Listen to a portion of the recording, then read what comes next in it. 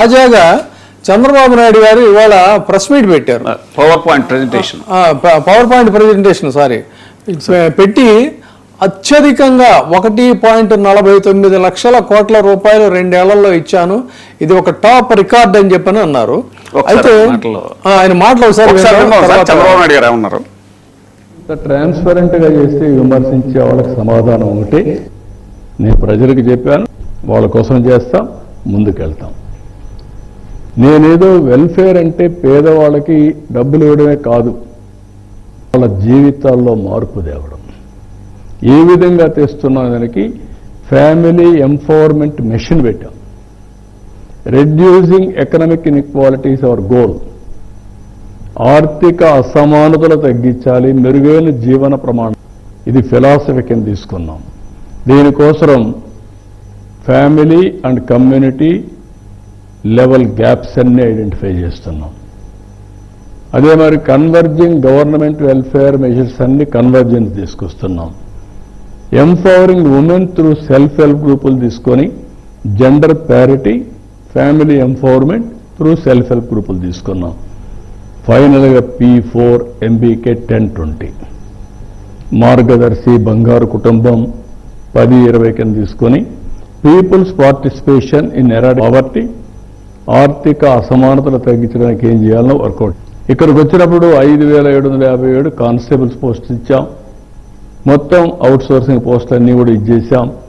మొత్తం మీరు చూస్తే ఎన్టీఆర్ భరోసా 68,296 కోట్లు ఇచ్చాం. 4,000, 6,000, 10,000, 15,000 ఇచ్చే ఏకైక ప్రభుత్వం భారతదేశంలో ఆంధ్రప్రదేశ్ ప్రభుత్వం. That is the human angle. 62 లక్షలు. అవును సార్, మొత్తం ఇలాంటి వెల్ఫేర్ స్కీమ్స్ ఇచ్చినటువంటి ఏకైక భారతదేశంలోనే ఏకైక ప్రభుత్వం చంద్రబాబు నాయుడు గారిది అన్నారండి. అయితే ఇక్కడే ఒక లాజిక్ చాలా ముఖ్యంగా, అసలు వైసీపీ వారు కూడా ఫెయిల్ అయింది కూడా అక్కడే, చేసి చెప్పుకోలేకపోవడం అని మీరు ఫెయిల్ అయ్యారు. I'm very sorry to say. ఇది ఇక్కడ నేను ఒక కంపారిటివ్ స్టడీ ఒకటి చెప్తానండి, చాలా ఆశ్చర్యకరమైంది. ఆయన చెప్పింది ఏంటంటే 1.49 లక్షల కోట్లు ఇచ్చామని చెప్తున్నారు. ఇక్కడ ఇందాక నువ్వు ఏదో ఒక పాయింట్ అన్నావు కదా, ఇప్పుడు మన స్టూడియోకి వచ్చేటప్పుడు క్యాంటీన్ ఉంటుందండి, చాలా జాగ్రత్తగా వినాలండి. అక్కడ రోజు మేము టిఫిన్ చేస్తాం. టిఫిన్ చేసినప్పుడు ఏంటంటే ఒక 2 ఏళ్ల క్రితం అది ఒక 20 రూపాయలు ఉండేది ఓ ప్లేట్ ఇడ్లీ అలాగా. ఇప్పుడు అది 40 రూపాయలు అయిందండి. అయితే ఇప్పుడు ఈయన చంద్రబాబు నాయుడు గారు చెప్పిన లెక్కల ప్రకారం చూసుకుంటే 2 ఏళ్ల క్రితం 20 రూపాయలు ఇవ్వటం గొప్ప, ఇప్పుడు 30 రూపాయలు ఇవ్వటం గొప్ప. చాలా బ్రీఫ్ గా జగన్మోహన్ రెడ్డి గారు ఇచ్చింది ఎంత, ఈయన ఇచ్చింది ఎంత, ఇండియాలో ఎవరు హైయెస్ట్ ఇచ్చారనేది చాలా బ్రీఫ్ గా చెప్తాను. అంటే ఆయన సంఖ్యలలో ఎలా వేసి చెప్తున్నారు అనడానికి ఆయన 1.49 లక్షలు కోట్లు కొత్త రికార్డ్ అని చెప్తున్నారు. అయితే ఇన్ఫ్లేషన్తో చూస్తే అసలు లెక్క ఏంటనేదే ఇక్కడ మనం చాలా గమనించాలి. ఎందుకంటే సంక్షేమం మీద ఎవరు ఎక్కువ ఖర్చు చేశారు అనేటువంటి విషయాన్ని తెలుసుకోవాలంటే కేవలం ఈ అంకెలు, ఇప్పుడు ఆయన చెప్తున్నటువంటి అంకెలు మాత్రం కాదండి, వీటిని ఒక్కసారిగా చెప్తే సరిపోదు. చంద్రబాబు నాయుడు గారు ప్రభుత్వం ప్రకటించినటువంటి ఇండియాలో టాప్ అని చెప్పి 1.49 లక్షల కోట్లు ఇవాళ రూపాయి విలువతో పోలిస్తే ఎంత, 2 ఏళ్ల క్రితం జగన్మోహన్ రెడ్డి 1.31 లక్షల కోట్లు ప్రకటించినటువంటి మొత్తంతో పోలిస్తే ఎంత, ఆ రోజున ఆయన చేసినటువంటి ఖర్చు 1.31కి సంబంధించినటువంటి ఫిగర్, అది లక్షల కోట్లు. ఇప్పుడు ఈయన చెప్తుంది ఇది. అయితే రెండు పోల్చుకుంటే డిఫరెన్స్ అనేదేమో నామమాత్రంగా తేడా, వేరియేషన్ ఉంది. కానీ లెక్కలను పరిశీలించినట్టయితే జగన్మోహన్ రెడ్డి గారి ప్రభుత్వంలో తొలి 2 ఏళ్లలో 95,528.5 కోట్ల రూపాయలను ఆయన నేరుగా డీబీటీ ద్వారా, అంటే 36 లక్షల మళ్ళీనేమో నాన్ డీబీటీ నాన్ డీబీటీ ద్వారా ఆయన ఇచ్చినటువంటి ఫిగర్స్ అండి అవి. ఈయన చెప్తుంది ఏంటంటే ఆశ్చర్యకరమైనటువంటి అంశం ఇక్కడ, అప్పటి ప్రభుత్వం ప్రకటించినటువంటి నిర్దిష్టమైనటువంటి లెక్కలు ఇప్పుడు ప్రభుత్వం చెప్తున్నటువంటి పట్టిక రెండు కలిపితే 1,048.246 అనేటువంటిది నామమాత్రప సంఖ్యతోనే పోల్చి చూడాలి జగన్మోహన్ రెడ్డి 2 ఏళ్ల ప్రభుత్వంలో ఇచ్చినటువంటి డీబీటీ నాన్ డీబీటీతో. ఎందుకంటే ఇక్కడ ఈయన చెప్తుంది ఏంటంటే మొత్తం ఇది డైరెక్ట్గా ఇచ్చినటువంటిది కాదండి, ఈయన ప్రభుత్వానికి శాంక్షన్ చేశారు, ప్రభుత్వం నుంచి ఫైళ్ళు అటు ఇటు తిరిగాయి. తర్వాత ఇందులో ఈయన చెప్తుంది ఏంటంటే ఈ బస్సులు కోసమని బియ్యం పంపిణీలు, ఉచిత బియ్యాలు, అవన్నీ కూడా లెక్కలన్నీ కూడా కలిపి చెప్తున్నటువంటి మాట.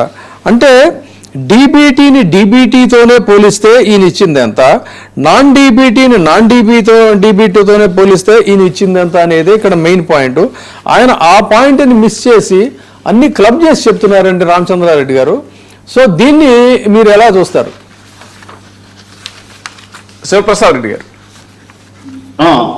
ఆయన ఇండియాలో టాప్ అంటున్నారు, కానీ ఇదంతా కూడా మ్యాజిక్ ఫిగర్స్ అండి ఇవి.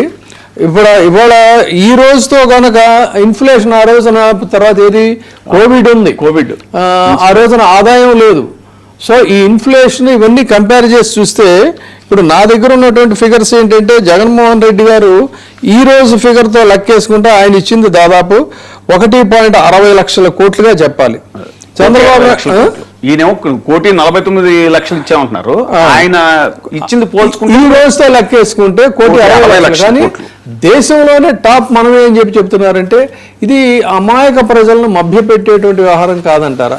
దీన్ని అసలు ఎలా చూడాలి? మొట్టమొదటిదండి, చంద్రబాబు నాయుడు గారికి ఈ ప్రజలు సామాన్యుడు ప్రశ్నిస్తూ ఉండేది. మేము వైఎస్ఆర్ కాంగ్రెస్ పార్టీ వాళ్ళని ప్రశ్నించే కదా దేవుడు పక్కన పెట్టు, మీరు మాట్లాడేది కూడా పక్కన పెట్టండి. సామాన్యుడు, మనం రోజు చూస్తున్నాం సామాన్యుడు. వాళ్ళు ప్రశ్నించే దానికి సమాధానం చెప్పి ఆయన ఈ దేశంలోనే టాప్ ర్యాంకరా లేకపోతే లీస్ట్ ర్యాంకర్ అనేది ఆయన నిర్ణయించుకోవాలి. నెంబర్ 1, నువ్వు ఎంత ఇచ్చినావు అనే దానికంటే, మొట్టమొదటి ప్రశ్న నువ్వు ఎంత ఇచ్చినావు అనే దానికంటే, నా ఓటు తీసుకునేటప్పుడు నాకు నువ్వేం చెప్పినావు, నా ఓటు నువ్వు తీసుకునేటప్పుడు గద్దెనెక్కేదానికంటే ముందు నా ఓటు ద్వారా నువ్వు అధికారంలోకి వచ్చేటప్పుడు నాకు నువ్వేం చెప్పినావు, ఏమిస్తానని చెప్పినావు, 100 రోజుల లోపల నాకు ఏమిస్తానని చెప్పినావు. ఇప్పటికి 1000 రోజులు గడుస్తా ఉంటే ఏమిచ్చినావు, ఏమి ఇయ్యలే. ఇదే పాయింట్. ఆయన ఇది మాట్లాడకుండా, సూటిగా మాట్లాడకుండా, దొంక తిరుగుడుగా మాట్లాడడము, లేకపోతే బైపాస్ చేసి మాట్లాడడము, ప్రజలను కన్ఫ్యూజ్ చేయడము, మన దగ్గర సామర్థ్యం లేనప్పుడు, మన దగ్గర నిజాయితీ లేనప్పుడు మనం చేసే పని ఏంటంటే కదా ఎదుటి వాడిని కన్ఫ్యూజ్ చేసేటప్పుడే. ఖచ్చితంగా మనం కన్విన్స్ చేసేదానికి అవకాశం లేని సందర్భంలో మనం ఉన్నప్పుడు కన్ఫ్యూజ్ చేస్తాం. అది చంద్రబాబు నాయుడుకు వెన్నతో పెట్టిన విద్య కాబట్టి అట్లా మాట్లాడుతున్నాడు.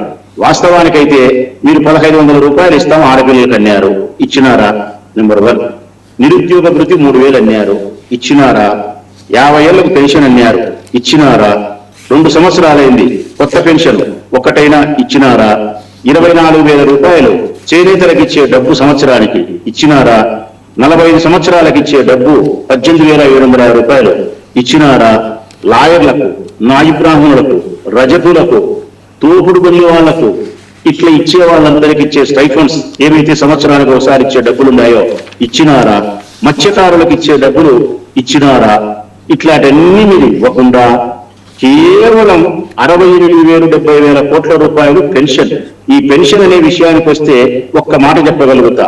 ఈ పెన్షన్ ఇవ్వడం అనేది ఆయన భాషలో చెప్పాలంటే 90 సంవత్సరాల అవ్వు ఇస్తుంది ముఖ్యమంత్రిగా కూర్చోబెడితే, 9 సంవత్సరాల బాబు ఇస్తాడు ఆ పెన్షన్ ఆ సీట్లో కూర్చోబెడితే. కారణం ఇది అత్యంత సహజమైనటువంటి సాంప్రదాయబద్ధమైనటువంటి సంక్షేమ పథకం. ఆ సీట్లో ఎవడున్నా, మేధావున్నా, పండితుడున్నా, పామరుడున్నా, ఇంకొకడున్నా, మంచోడున్నా, చెడ్డోడున్నా, ఎవడున్నా తప్పనిసరిగా చేసే కార్యక్రమం సంక్షేమ పథకాలలో నెంబర్ 1 వృద్ధాప్యములు ఉండేవారికి, వికలాంగులకు, లేకుంటే ఇంకోరికి ఇచ్చే సామాజిక పెన్షన్. ఇది ఎవరైనా ఇస్తారు. కాకపోతే జగన్ ఆ రోజు 3,000 ఇచ్చినాడు, 4,000 ఇచ్చినావు, 1,000 రూపాయలు. ఇంతకు తప్పితే వేరేది ఏమీ చెప్పుకోదగ్గది లేదు. ఈ 4,000 రూపాయల చొప్పున ఇచ్చినది 69 కోట్లు అవుతాను కాబట్టి నువ్వు చెప్పిన లెక్కలో దాదాపుగా 50%, 40%.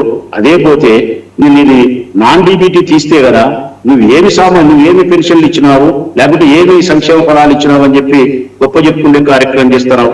ఇప్పుడు నీవు అసమర్థులు కాబట్టి, వాగ్దాన భంగం చేసినావు కాబట్టి, ప్రజలు నీ మీద తిరుగుబాటు చేసే కార్యక్రమం వచ్చింది కాబట్టి, రేపు స్థానిక సంస్థల ఎన్నికలు వస్తే తప్పనిసరిగా నీకు బుద్ధి చెప్తారు కాబట్టి, ఇప్పుడు నేను ఇది ఇచ్చినా అది ఇచ్చినా అని చెప్పుకునే క్రమంలో ప్రయత్నం చేస్తా ఉంటే నీ స్టాటిస్టిక్స్, నీ గణాంకాలు, నీ ప్రజెంటేషన్లు ఇవన్నీ ఎవరికి అవసరం లేదు.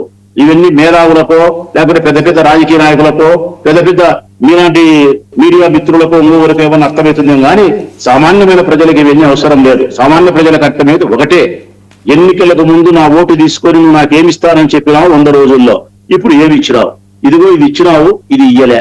నువ్వు బస్సు పెట్టావు, ఎవరికి అవసరం ఉంది ఆ బస్సు ఎక్కేది సంవత్సరానికి ఒకసారో 2 సార్లు జిల్లాకు తిరుగుతారు, 100 రూపాయలు 200 రూపాయల లాభం. దానికి సంవత్సరం నెలకు 200 కోట్లు, సంవత్సరానికి 400 కోట్ల ఖర్చు పెట్టి దీంట్లో కలుపుకుంటే నాకు వచ్చిన ప్రయోజనం శూన్యం. దీనివల్ల ప్రయోజనం లేదు. గ్యాస్ సిలిండర్లు చెప్పినావు, 6 చెప్పినావు, సంవత్సరానికి 3 చెప్పినావు. ఈ బుద్ధుడికి 6 సిలిండర్లు ఇచ్చినది నీ కుప్పంలో ఒక్కరు చూపి సార్, 6 ఇచ్చిన ఒక్కరు చూపి నీకు క్షమాపణ చెప్తా అని చెప్పినా. ఒక్క వార్డులో ఒక 100 మందిని చూపిస్తే నీకు క్షమాపణ చెప్తా అని చెప్పినా. నువ్వు అది కూడా ఇవ్వలేదు. ఏ సంక్షేమ పథకాలు నువ్వు ఇవ్వలేదు. నువ్వు ఇచ్చింది ఆ 4,000 రూపాయల పెన్షన్, అది చెప్పినా కదా. అది కూడా ఇక్కడ సంవత్సరాల అవైనా ఇస్తాది. రామచంద్రారెడ్డి గారు మొదటి ఏడాది పూర్తిగా ఆయన అసలు చేసిన ప్రామిసులకు సంబంధించి ఏది కూడా ఆయన ఫుల్ఫిల్ చేయకుండా ఇప్పటికిప్పుడు డైరెక్ట్ గా వేసేసి ఇది 2 ఏళ్లలో చేశానంటున్నారు. ఇక్కడ ఒక వ్యాలిడ్ పాయింట్ ఒకటి ఉందండి. జగన్మోహన్ రెడ్డి గారు చేసినటువంటి ఆయన హయాంలో జరిగిన ఖర్చు 1.30 లక్షల కోట్లు నేడు ఈ రోజున కొనుగోలు శక్తితో వరల్డ్ బ్యాంక్ వినియోగదారుల సూచి అండి, ఇది నేను చెప్తున్న మాట కాదు. భారతదేశ సిపిఐ